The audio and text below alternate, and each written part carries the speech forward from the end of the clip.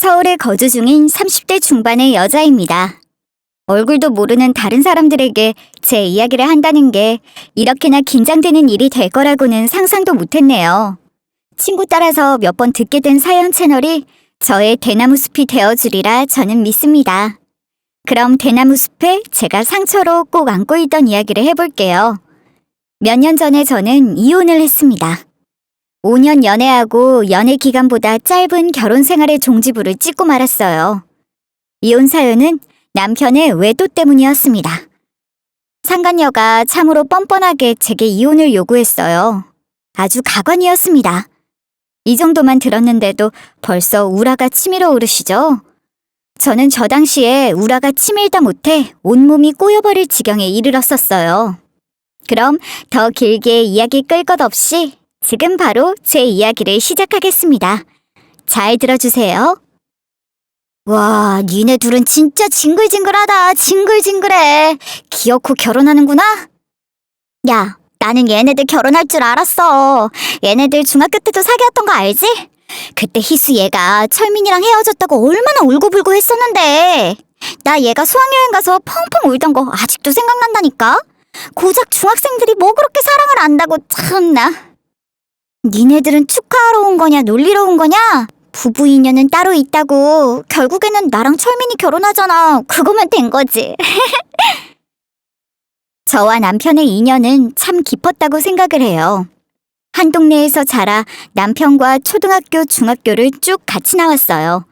그러던 중에 남편이 전학을 가면서 중학교 시절의 짧은 연애가 끝이 났었죠. 그러다 성인이 되고 남편이 다시 서울로 오게 되면서 저희는 연인 관계로 발전하게 되었습니다. 5년이라는 장기 연애를 끝으로 결혼까지 하게 되었고요. 부부 인연은 따로 있다라는 말을 들을 때면 저는 나는 이 사람과 무조건 부부가 될 운명이었구나 라고 생각을 하곤 했습니다. 하지만 우리는 인연이 아니었던 것 같아요. 결혼하고 나서 1년이 채 지나지 않아 저는 남편과 주말 부부를 하게 되었죠. 아무리 연봉이 세진다고 해도 그렇지 나한테 미리 상의하고서 지원을 해야 했던 거 아니야? 그리고 우리가 상황이 어려운 것도 아닌데 나는 네가 갑자기 거기에 지원을 했다는 게 이해가 안 된다 진짜. 우리가 무슨 결혼한 지 10몇 년이 된 것도 아니고 이제 1년 조금 지났어. 그리고 내가 직장이 없어서 너 따라서 같이 내려갈 수 있는 것도 아닌 건데 이건 아니지 않아? 그러지 말고 그냥 지원한 거 취소하자. 회사에서도 그냥 제안한 거였다면서. 그게 말이 돼? 자기야, 우리가 무슨 10대 어린애들도 아니고 상황에 따라서 이렇게 지내기도 하고 저렇게 지내기도 하는 거지. 그리고 내가 어디 해외를 나가 있는 것도 아니잖아. 주말에 내가 올라오든 자기가 내려오든 하면 되는 거고. 나도 다 우리 미래 생각해서 지원했던 거야. 자기 말대로 당장 돈 때문에 힘든 상황은 아니지만 그거는 우리 둘만 있을 때 기준인 거잖아. 앞으로 우리 아이도 가질 건데 아이 태어나고 나서도 여유가 있을 것 같아?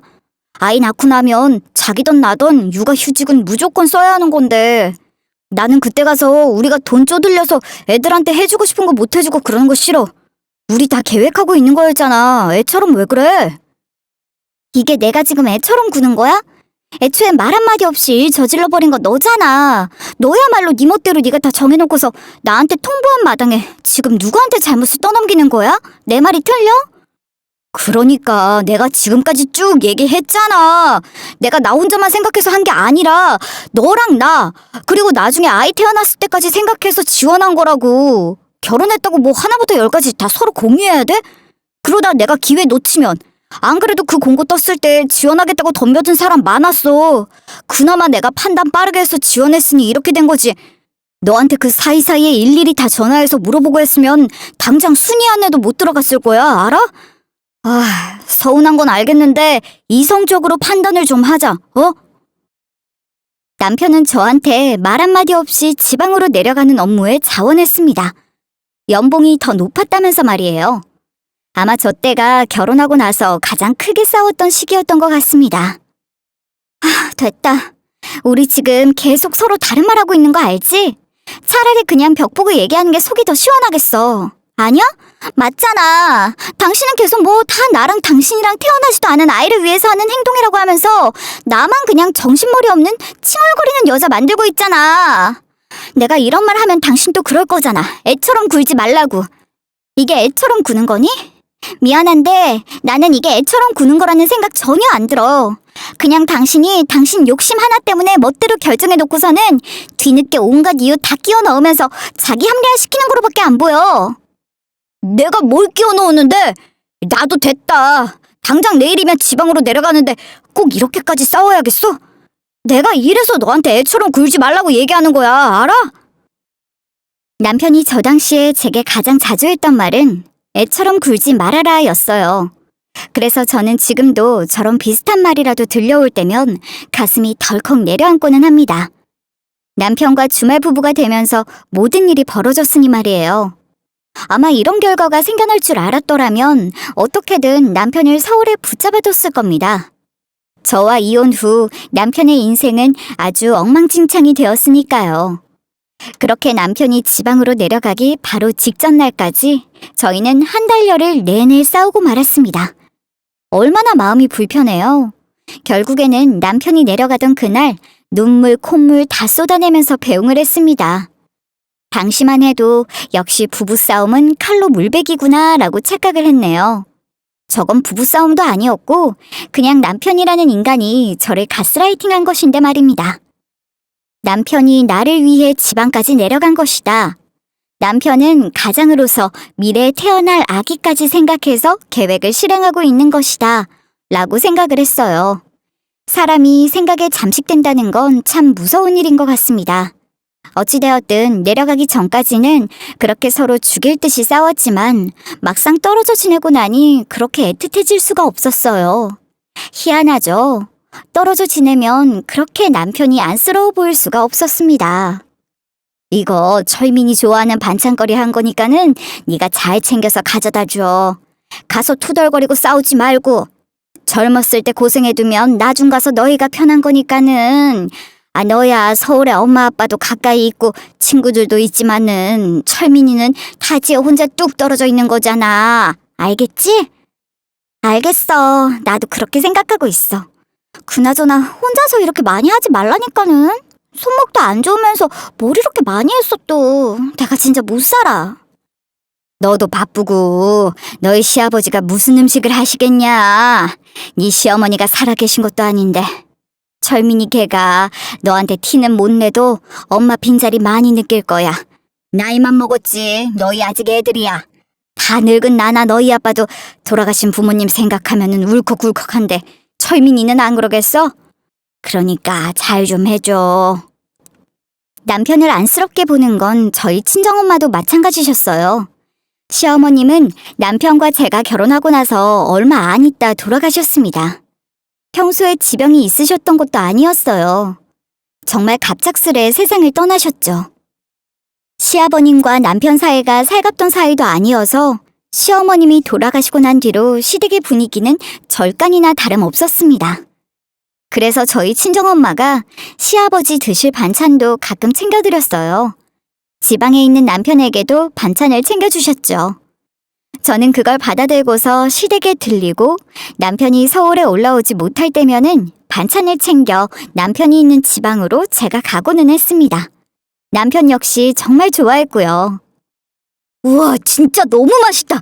내가 우리 장모님이 해주신 반찬 먹고 나면은 밖에 식당에서 밥을 못 사 먹는다니까. 내가 입맛이 너무 높아진 거야. 자기 오는데 안 힘들었어? 나 때문에 자기가 고생이다. 요즘에 그런 생각해. 자기 말 듣고 그냥 서울에 있을걸. 내가 괜히 고집 부려서 지방 내려와서 여러 가족 고생시키는 건 아닌가 하고 말이야. 자기가 왜 그렇게 화를 냈는지 사실 요즘은 조금씩 이해될 때가 있어. 지난번에 자기 아프다고 했을 때도 진짜 마음 안 좋았어. 아유, 됐어. 이미 일 이렇게 자리 잡은 거 이제 와서 그런 생각해봤자 뭐 하겠어. 우리 주말에 가끔 보는 거니까 더 자주 연락하고 그렇게 지내면 되는 거야. 내가 보내준 영양제도 잘 챙겨 먹고 있는 거지? 당신 말대로 둘 다 혼자 지내는데 아프면 그것만큼 서러운 게 없어. 그러니까 우리 몸 잘 챙기자. 남편은 제게 고마워하고 저 역시 타지에서 고생하는 남편을 고마워하며 저희 부부는 벌어졌던 부부 사이를 다시금 붙여가고 있었습니다. 하지만 그건 저 혼자만의 생각이었죠. 다 잘 자리 잡아가고 있다고 생각을 했었는데 그게 아니었어요. 남편은 다른 자리를 잡아가고 있었습니다. 다른 사람과 다른 자리를 말이에요. 주말 부부를 하는 기간이 어느덧 1년 남짓 자리를 잡기 시작하면서부터 남편에게서는 저는 다른 변화를 느끼기 시작했습니다. 자기야, 내가 몸이 안 좋아서 이번 주에 못 올라갈 것 같아. 오늘 회사에서도 일찍 나왔어. 코로나인 것 같기도 하고 아무래도 몸이 안 좋네. 좀 쉬어야 할 것 같아.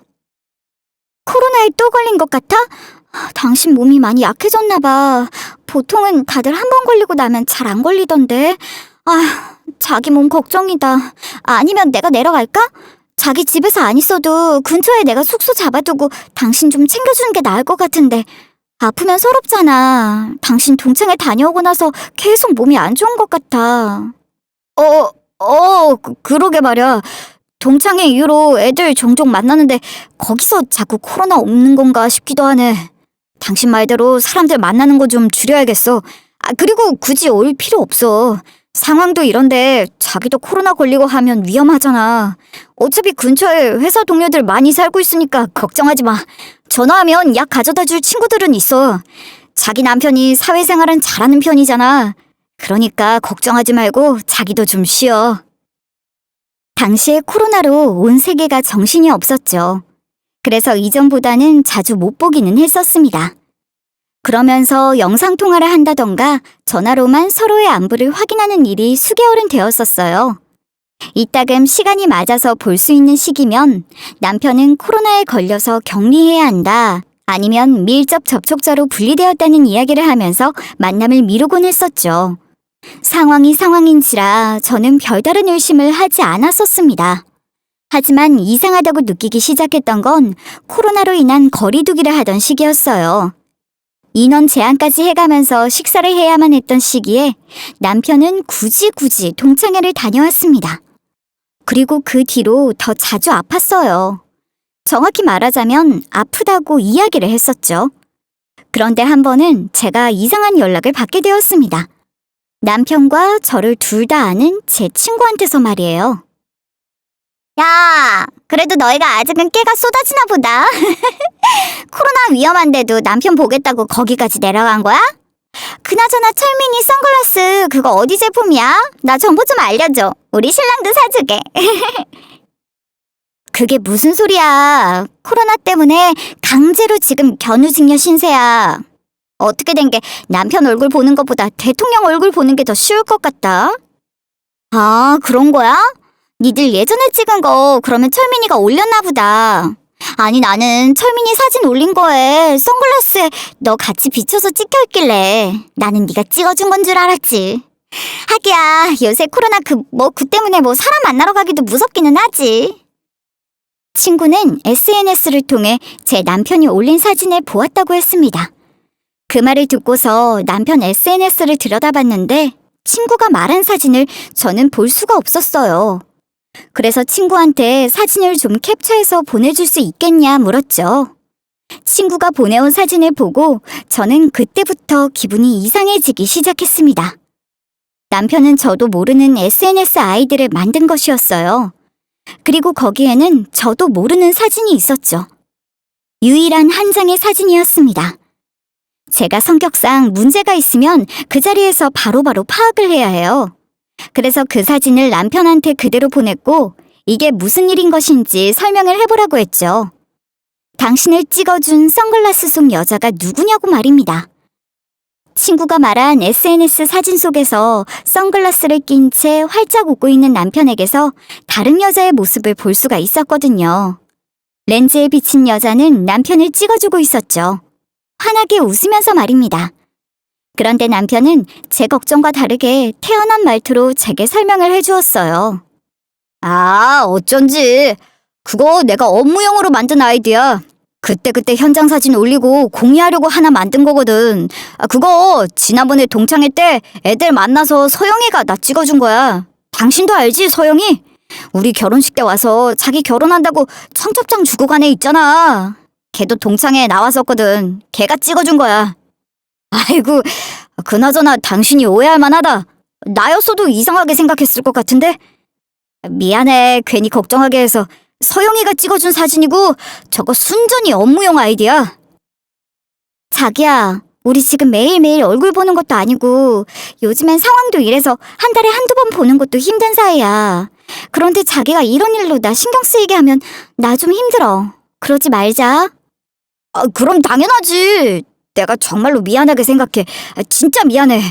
자기 신경 안 쓰이게 처신 잘하고 지낼게. 참. 내가 요새 정말 정신이 없어서 그랬나 봐. 어쩐지 회사 사람들도 부인이랑 사이 좋은 거 자랑하냐고 자꾸 물어보더라고. 나는 왜 그런가 했네. 당연히 자기랑 나랑 찍은 사진 보고서 그러는 줄 알았거든. 진짜 미안해. 앞으로 절대 이런 일 없게 할게. 정말로 미안해. 남편이 저렇게까지 이야기를 하니 저도 의심을 접어둘 수밖에 없었어요. 의심하기도 전에 남편 스스로가 나서서 자기 자신에게 비난에 댔으니 말입니다. 그래서 뭘 더 의심할 것도 없었어요. 그 뒤로는 물론 남편의 행적에 대해서 예민하게 바라보기는 했습니다만 이렇다 할 것이 없었습니다. 그렇게 얼마나 지났을까요? 원래 지방에 내려갔을 때는 못해도 4년에서 5년은 그곳에 있으면서 돈을 좀 크게 벌어두겠다며 내려갔던 남편이 대뜸 다시 서울로 올라올 예정이라고 했습니다. 물론 저는 그 소식이 너무나 반가웠어요. 그리고 한편으로는 갑자기 왜 올라오려 하나 궁금증도 들었습니다. 그런데 너무 갑자기 올라오는 거 아니야? 회사에서 그렇게도 된다고 한 거야? 뭐야? 나 올라가는 거 싫어? 나는 당신이 당연히 좋아할 줄 알았는데 회사에서 된다고 했으니까 내가 신청을 한 거지. 애당초 여기 올 때 회사에서 인력 여유 있는 상황에서 내가 자원해서 온 거였잖아. 그러니까 올라가는 것도 어려울 게 없지. 그나저나 나 좀 서운하다. 당신이 엄청 좋아할 줄 알고 나 되게 기대하면서 얘기한 건데 당신은 별로 안 좋은가 보네. 무슨 소리야. 나야 당연히 좋지. 그게 아니라 나는 당신이 나 혼자 서울에 있는 것 때문에 혹시 마음 쓰여서 무리한 건 아닌가 해서 그런 거야. 괜히 무리해서 회사에서 밉보이는 건 아닐까 해서. 나야 당신 오는 거 너무 좋지. 정말이지? 그냥 생각을 하면 할수록 신혼도 제대로 생활 같이 못하면서까지 이렇게 지내는 게 맞는 건가 하는 생각이 들더라고. 엄마 돌아가시고 나서 가족에 대해서 생각이 좀 많아졌던 것 같아. 우리 부모님이 그러셨던 것처럼 나도 안정적으로 내 아이한테 해주고 싶은 생각이 들어서 여기까지 온 건데 물론 아이야 태어나면 너무 소중하겠지만 지금 내 옆에 있는 건 당신인데 내가 당신한테 소홀히 하면서까지 이렇게 돈을 버는 게 맞는 건가 싶더라. 그래서 그냥 당신 옆에서 지내려고. 돈이야 뭐 좀 덜 쓰면서 모으면 되는 거지. 안 그래? 마치 대사를 읊는 것 마냥 자기 생각을 전달하는 남편의 언변에 속아 넘어간 저는 감동의 눈물까지 흘리며 하루빨리 재회할 날이 오기를 기대한다고까지 했습니다. 그 인간이 왜 다시 서울에 올라오려 하는지 그 진짜 이유는 까맣게 모른 채 말이에요. 남편이 서울에 올라오고 나서 정확히 3개월 차에 저는 그 사람이 서울에 올라온 이유를 알게 되었습니다. 그것도 다름 아닌 상간녀와 직접 대면하게 되면서 말이에요. 상간녀가 서울로 직장을 옮기면서 남편도 따라온 것이었습니다. 아무리 눈치가 없어도 그렇지 이렇게까지 모를 줄 정말 몰랐네요. 철민이 하는 행동이 그렇게 믿음직스러웠어요? 보통 여자들은 감이 좀 발달되어 있는 거 아닌가? 뭐 여태까지 몰랐다면 그건 내가 할 말은 없는데 저도 사정이 생겨서 어쩔 수 없이 그쪽한테 찾아온 거예요. 저 철민이 아이 가졌어요. 철민이가 서울 올라오면 그쪽이랑 이혼 절차 밟을 거라고 안심하라고 했는데 아무리 기다려도 시간만 질질 끄는 것 같아서 제가 직접 나서서 온 거예요. 단도직입적으로 말하는 게 나을 것 같아서 말이죠. 철민이랑 이혼해주세요. 그쪽이야 아직 아이가 있는 것도 아니니까 그냥 이혼하고서 더 좋은 남자 만나서 잘 사는 게 낫지 않겠어요? 바람까지 피운 데다가 거기다 다른 여자랑 아이까지 가진 남자랑 살 이유가 없는 거잖아요. 안 믿을까봐 병원에서 진단서 받은 거랑 초음파 사진까지 내가 들고 온 거예요. 이거 다 내가 철민이 아이 가졌다는 증거예요. 너무나도 당당한 상간녀의 태도에 저는 할 말을 잃었었습니다. 그리고 더 어이가 없었던 건 그 여자가 우리 부부 결혼식에 자기도 결혼을 한다며 청첩장을 돌렸던 사람이라는 사실이었어요. 여러분도 기억하시겠죠? 네, 그 여자입니다.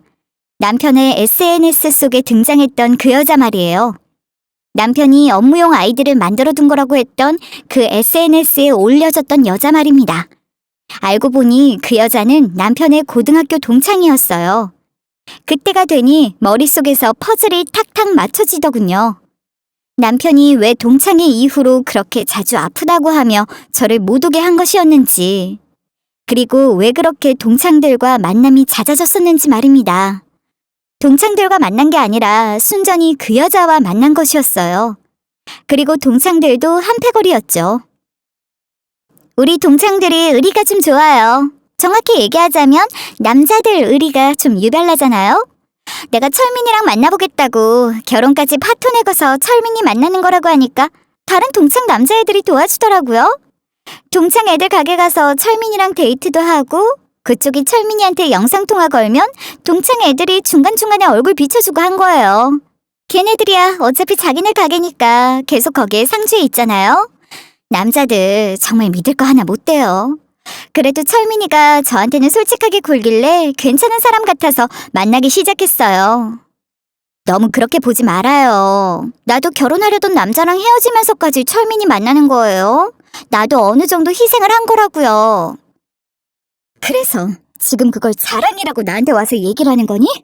아주 잘났네. 가정 있는 남자랑 바람나서 헤어지자고 한 거 너랑 결혼하려고 했던 남자는 알기나 해? 참 더럽다 더러워. 그러니까 더러운 꼴 그만 보고 싶으면 그냥 그쪽이 먼저 철민이한테 이혼하자고 하라고요. 내가 증거까지 직접 가져다주고 있잖아 지금. 상간녀는 생각 이상으로 뻔뻔했어요. 계속해서 제게 이혼을 하라며 나불거리는 그 꼴을 보는데 열불이 솟구치더군요.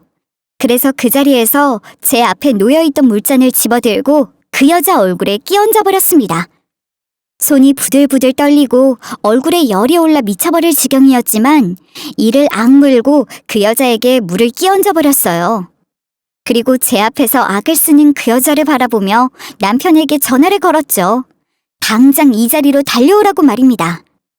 그 인간 부인조차 하지 않고 군말 없이 그 자리로 나타났어요. 그리고서는 제가 아닌 상간녀 옆자리로 가서 앉더군요. 이러려고 서울 올라오겠다고 한 거였어? 이러려고? 너 대체 무슨 생각으로 이렇게 한 거야? 나한테 거짓말까지 하면서 네 친구랑 한 통속 먹고 나 한 명 갖고 노니까 재밌었니? 사람 이렇게 등신 만드니까 좋았냐고. 저 여자 네 아이 가졌다는 거 너 알고 있었던 거야? 대답해봐. 알고 있었냐고. 알고 있었어. 미안하다. 서영이가 아이 가진 거 알고 나서 나 당신한테 바로 이실 짓고 하려고 했었어. 그런데 그럴 때마다 당신이 너무 안쓰러워서 말을 못하겠더라고. 아무것도 모르고서 나 서울 왔다고 좋아하는 당신 보는데 사실대로 말할 수가 없었어. 정말 미안하다. 그런데 나 서영이 정말로 좋아하고 많이 사랑해.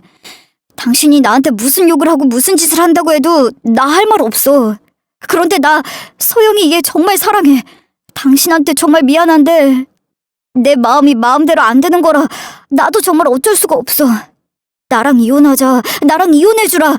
당신 원하는 대로 위자료 달라고 하면 주고 재산도 다 내가 나눌게. 그러니까 이혼하자 우리.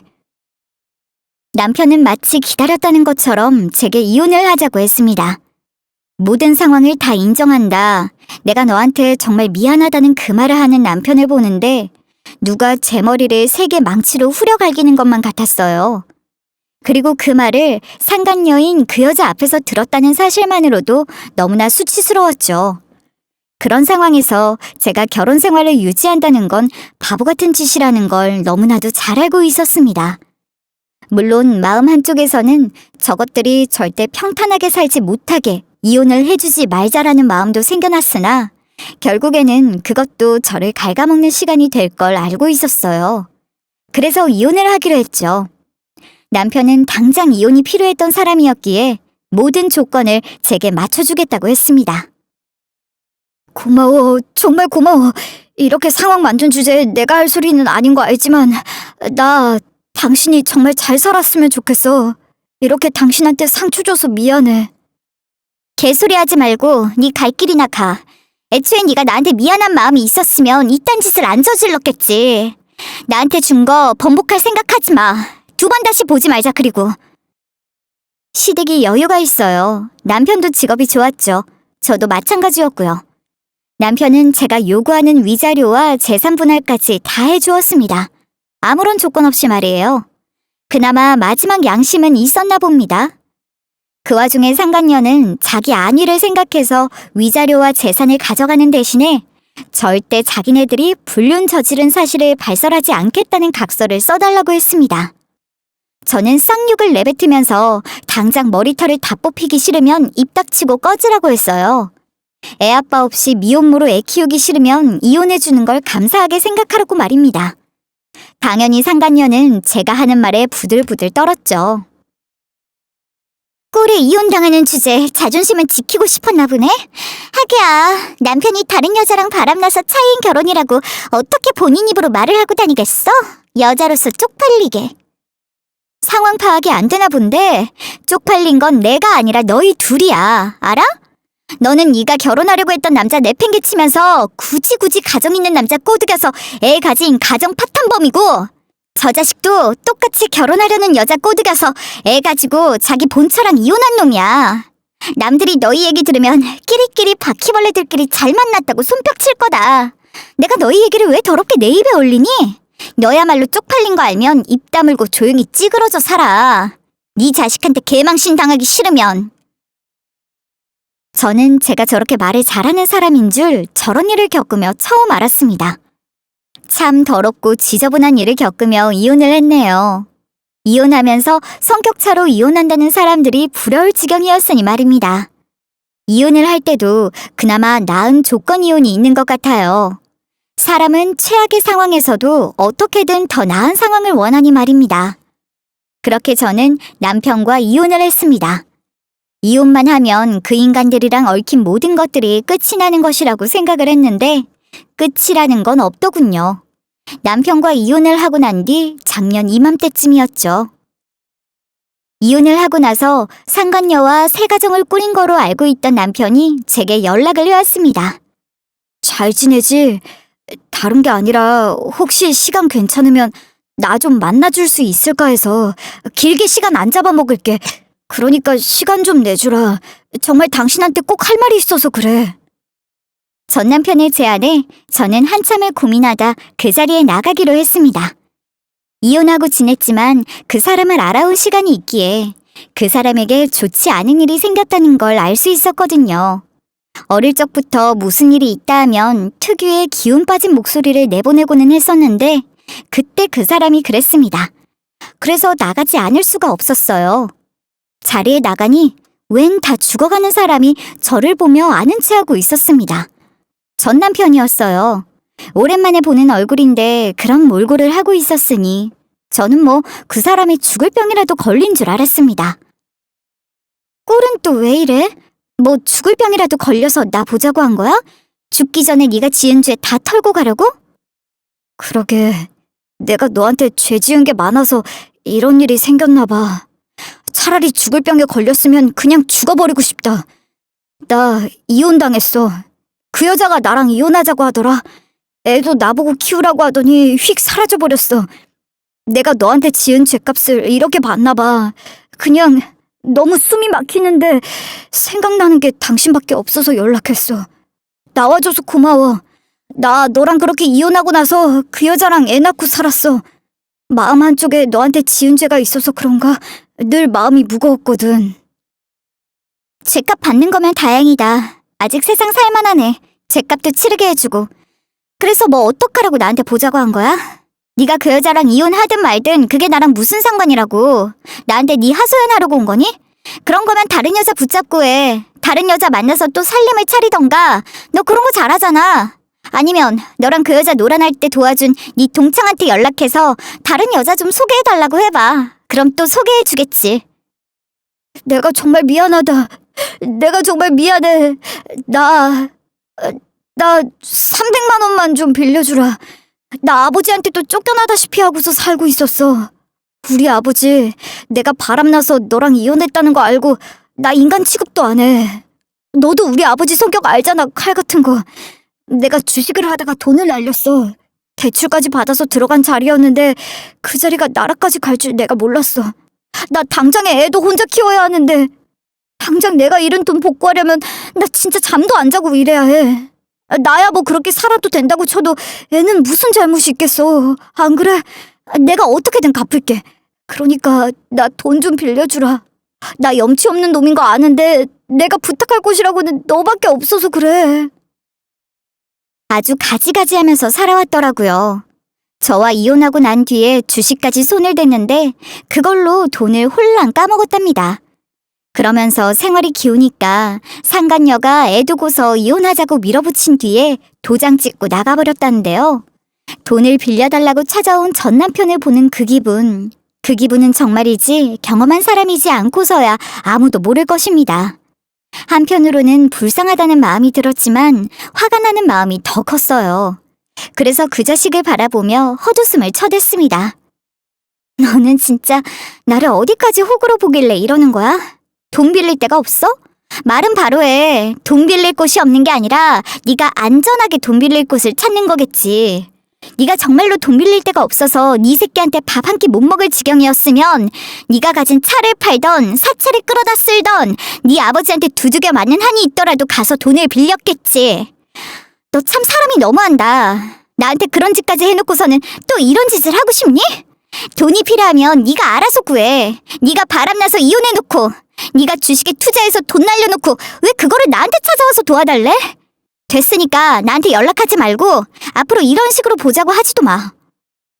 저는 칼같이 그 사람에게 몰아붙이고 난 뒤에 그 자리를 벗어났습니다.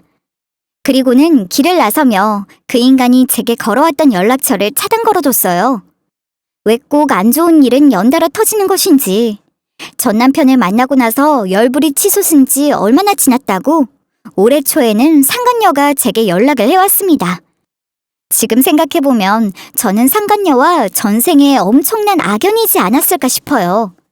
그 여자가 제 주변의 인물들과 자꾸 얽히는 것을 보면 말입니다.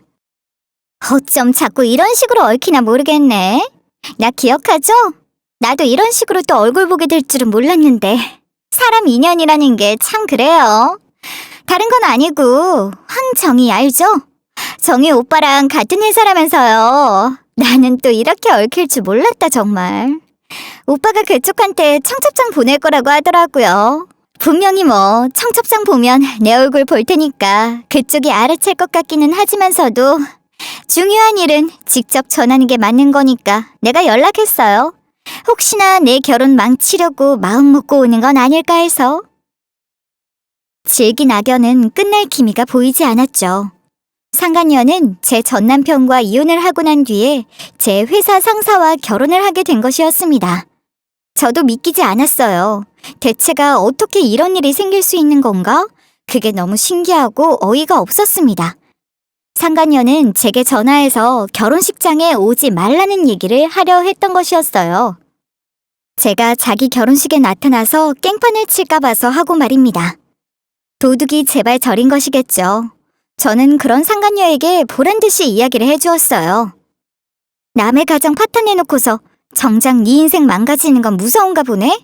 그리고 웬 존댓말? 원래 하던 대로 그냥 막 나가. 듣기 거북하니까. 참, 그 선배도 보는 눈이 없네. 아니면 뭐 그쪽이 꽃뱀이라도 되는 건가? 나 그 결혼식 갈 거야. 안 그래도 사람들이 선배 결혼식하고 말들이 많길래 뭐 얼마나 대단한 결혼식 하려나 기대했었는데 다른 거 다 필요 없이 신부 될 여자가 아주 개판이라 재밌겠네. 너 나랑 그 인간만 이혼시킨 거 맞는 거니? 다른 집 남자들은 안 건드렸어? 참 겁도 없다. 내가 너였으면 남의 가정 그따위로 깨트려 놓고 감히 무서워서 결혼식 같은 거 못할 것 같은데. 참 사람이 깡이 좋네. 같은 여자끼리 정말 그러지 말자고요. 내가 그쪽이랑 그 사람 이혼하게 만든 거 인정할게요. 원한다면은 내가 지금 찾아가서 사과할 마음 있어요. 그런데 나 그 인간이랑 잠깐 살아보면서 너무 재미없고 숨막혀서 죽을 것 같았거든요? 솔직히 그쪽도 그 인간이랑 살면서 그런 거 느꼈을 거 아니에요. 내가 그쪽에 낳기 전에 미리 그런 결혼 생활에서 구해준 거나 다름없는 거잖아요. 그리고 한 번 바람 피운 놈이 두 번 못 피울 것 같아요? 있는 그대로 이야기해보면 내가 그쪽 구해준 거나 뭐 다름없는 거잖아요. 나요, 이 결혼 무조건 해야 돼요. 이제야 좀 내 수준에 맞는 남자 제대로 만났는데 나 이 사람이랑 결혼해야 해요. 그리고 나 이 사람이랑 혼전 임신으로 결혼하는 거예요. 애가 무슨 죄가 있겠어요. 안 그래요? 가지가지 한다. 가지가지해. 뭐 결혼하기 전에 임신하는 게 특기니? 나한테 참 여러 번 애 생각하라고 한다. 내 자식도 아닌 애를 내가 왜 굳이 생각을 해야 해? 그렇게 캥기는 게 많은 결혼이었으면 애초에 입 다물고 조용히 혼인신고만 하든가 했었어야지. 뭘 그렇게 떠들썩하게 하겠다고 욕심이라는 욕심은 다 부려놓고서 나보고 그 결혼식으로 오지 말래? 나 갈 거야. 뻔히 나랑 친한 지인인데 내가 안 가면 나는 뭐 어떻게 하라고. 네가 내 사회생활 대신해 줄 거니? 그럼 계속 그렇게 불안하게 있어. 그것도 네가 지은 죄값 받는 거야. 그나저나 참 대단하다. 그 인간도 알고 있어? 네가 네 애 내팽개치고 가서 그 인간 혼자서 지금 애 키우고 있는데 그 애랑 네 전 남편은 네가 또 애 가져서 재혼하는 건 아는지 모르겠다. 저의 마지막 말에 상간녀는 수화기 너머로 발악을 해댔어요. 제발 아무 일도 없게 해달라고 말입니다. 제발 찾아오지도 말고 저의 전 남편에게도 이 사실을 말하지 말아달라고 말이에요. 제가 미쳤나요? 하늘이 나한테 드디어 상간녀에게 복수할 기회를 주었는데 제가 그 기회를 걷어차버릴 필요는 없잖아요. 저는 저의 전 남편이자 상간녀의 전 남편인 그 사람에게 상간녀와 제 직장 선배 결혼 청첩장을 그대로 보냈습니다. 상간녀가 아이를 가져서 결혼할 거라는 소식도 함께 말이에요. 그리고 저는 제 나름의 결혼 선물도 준비해두었죠. 상간녀가 제가 남편과 이혼하게 만들기 위해 들이밀었었던 그 초음파 사진과 자기네들이 불륜을 저지르며 좋다고 찍어둔 사진들 말입니다. 그걸 왜 갖고 있었는지는 모르겠다만 이혼 서류 봉투 안에 그게 함께 들어있더군요. 아마 이혼 준비를 하는 과정에서 제가 모아두었던 자료 같았죠. 저한테 결혼식에 오지 말라고 전화를 한 뒤로도 상간녀는 여러 번 제게 연락을 해왔습니다. 물론 저는 그 연락을 아예 무시했고요. 그렇게 저에게 너무나 기대되는 그날이 상간녀에게는 아마 피가 말라가던 그날이 당도했습니다. 바로 상간녀와 제 선배의 결혼식 날이 말이에요. 제발요. 내가 그쪽이 달라는 돈 다 줄게요. 내가 할 수 있는 한 대출을 받아서라도 돈 줄 테니까 제발 결혼식에 오지 말아요. 제발 좀 나 좀 살려줘요. 결혼식 그날 아침에도 상간녀는 제게 저런 문자를 보내왔어요. 제가 전화를 하도 받지 않으니 문자까지 한 것이겠죠. 저는 문자를 과감히 무시하고 꽃단장을 하고서는 저의 비장의 무기인 상간녀 불륜 증거 사진을 들고 결혼식장으로 향했습니다. 그리고 거기서 익숙한 얼굴을 보았죠. 전 남편과 아이를 말입니다. 전 남편은 분명 저를 보았으나 모른 척했어요. 그리고는 아이를 안고 식장 안으로 들어가 착석을 했죠. 저 역시 그 사람을 보았지만 못 본 척했습니다. 그리고 저는 신부 대기실로 갔어요. 어머, 결혼 너무 축하드려요. 선배가 이렇게 미인이랑 결혼하게 될 줄 몰랐는데 결혼 정말 축하드려요. 두 분이 꼭 오래오래 행복하게 사셨으면 좋겠어요. 이따 예식 때 얼마나 예쁘게 등장하실지 너무 기대돼요. 결혼 축하드려요. 감사합니다. 아이고, 우리 정희 회사 동료 맞죠? 내가 얼굴 본 적이 있는 것 같아. 우리 며느리 예쁘죠? 이따 식 보고 식사도 많이들 들고 가요. 예, 너는 축하해주는 분한테 좀 환하게 인사드려라. 아마 많이 긴장해서 그런가 봐요. 제가 그 마음 잘 알죠. 원래 중요한 일 전에는 긴장되잖아요? 그럼 이따가 뵐게요. 저는 어떻게든 저를 붙잡으려 하는 상간녀를 비웃어주며 제 갈 길을 갔습니다. 그리고 저는 하객들에게 환하게 웃으며 인사를 하는 선배에게도 갔어요.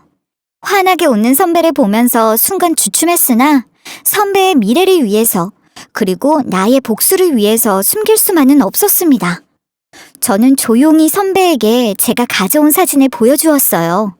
사진을 받아든 선배의 표정은 사색이 되어갔죠. 선배는 나지막이 제게 물었습니다.